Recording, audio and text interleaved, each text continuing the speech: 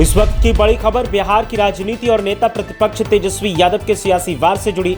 सत्ताधारी गठबंधन पर तेजस्वी यादव ने ऐसा करारा सियासी वार किया है कि बिहार की राजनीति में हाहाकार मचा हुआ है। तेजस्वी यादव ने सोशल मीडिया पर एक लंबा चौड़ा पोस्ट किया और जमकर सियासी तंज कसा है।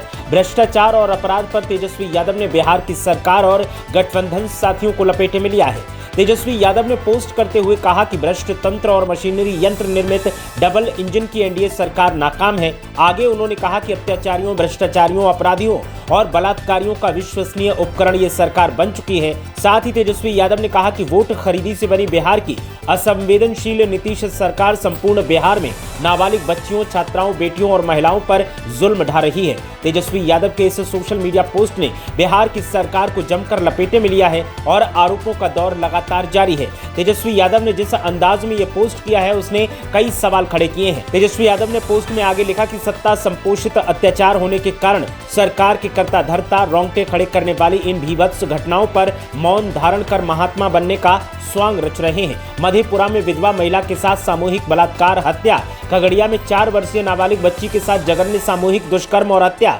पटना के जहानाबाद की नीट छात्रा के साथ दुष्कर्म, क्रूरतापूर्ण हत्या और सत्ता संरक्षित लीपापोती दर्शाती है कि यह सरकार निर्मम, क्रूर और अमानवीय हो चुकी है। पटना और खगड़िया में घटना का विरोध दर्ज कराने पर निकम्मी पुलिस प्रदर्शनकारियों पर लाठीचार्ज कर उन्हें जेल भेजती है। वहीं दूसरी ओर अपराधियों तथा बलात्कारियों को अपना मेहमान समझकर उन्हें संरक्षित और सुरक्षित और सम्मानित करने में दिलो जान से लग जाती है। भ्रष्ट पुलिस बताए कि पटना में तथा खगड़िया में 4 वर्षीय बच्ची के दुष्कर्म और हत्या करने वाले आरोपियों को पकड़ने की मांग करने पर राजद के नेताओं और कार्यकर्ताओं को पीटकर उन पर केस दर्ज क्यों किया गया? क्या दुखी पीड़ितों का दुख दर्द बांटना और उनके अधिकार के लिए लड़ना अपराध है? बिहार की विधि व्यवस्था का जनाजा निकल चुका है। माननीय मुख्यमंत्री की चुप्पी आपराधिक है। मीडिया कर्मियों को भी याद नहीं होगा कि मुख्यमंत्री ने आखिरी बार मीडिया से संवाद कब किया था। मशीनरी से बनी सरकार का अत्याचार और शोषण प्रतिदिन बढ़ता जा रहा है। सत्ता प्रायोजित एवं सत्ता संरक्षित अपराधी तथा सरकार में बैठे उनके निर्देशक अपना अत्याचार बंद नहीं कर पा रहे हैं, तो जनता की लड़ाई कैसे लड़ी जाती है ये जनता द्वारा दिखा दिया जाएगा।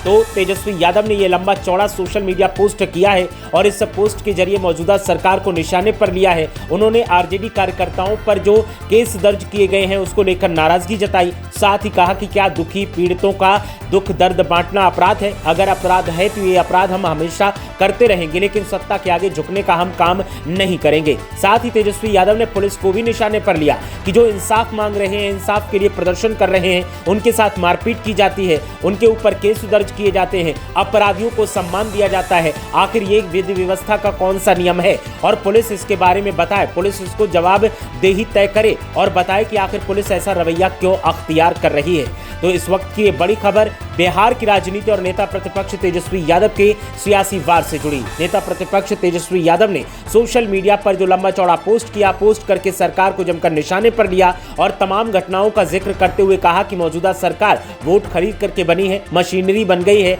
और मशीनरी वाली ये सरकार और मुख्यमंत्री की चुप्पी अब लोगों पर भारी पड़ रही है। लोगों के ऊपर अत्याचार किए जा रहे हैं, लेकिन सरकार और सरकारी प्रवक्ताओं, विधायकों, मंत्रियों को कुछ भी नजर नहीं आता। वो पीड़ितों का साथ देने की बजाय अपराधियों का साथ देने में लगे हैं। तेजस्वी यादव के इस सियासी वार ने सत्ताधारियों के गुर्दे लाल कर दिए हैं और सत्ताधारियों की तरफ से भी पलटवार किया जा रहा है। लेकिन तेजस्वी यादव का साफ तौर पर कहना है कि कुर्सी पर आप बैठे हैं, विधि व्यवस्था आपके हाथ में है, गृह विभाग आपके हाथ में है, तो फिर ऐसे अपराधों के लिए आप विपक्ष को जिम्मेदार नहीं ठहरा सकते। इसके लिए जिम्मेदार आप हैं और आपकी जवाबदेही बनती है और आपको जवाब देना चाहिए।